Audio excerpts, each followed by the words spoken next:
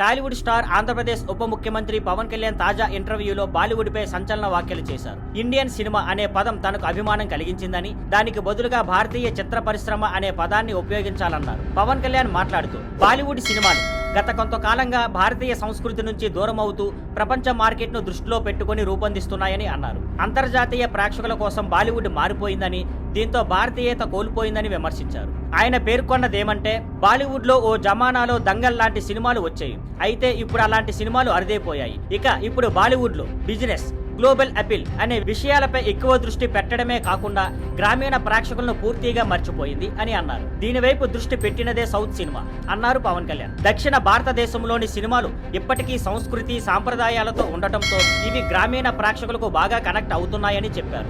సుమారు 70-80% ప్రేక్షకులు రూరల్ ఏరియాల నుంచే వస్తారు కాబట్టి వాళ్ళను ఆకట్టుకునే సినిమాలే హిట్ అవుతున్నాయని స్పష్టం చేశారు. ఈ వ్యాఖ్యలు ప్రస్తుతం ఇండియన్ సినిమా మారుతున్న దిశపై జరుగుతున్న చర్చల్లో ప్రాధాన్యత పొందుతున్నాయి. బాలీవుడ్ బాక్సాఫీస్ పతనం సమయంలో పవన్ కళ్యాణ్ వ్యాఖ్యలు మరింత చర్చకు దారితీస్తున్నాయి. Thank you for watching. Please like, share and subscribe.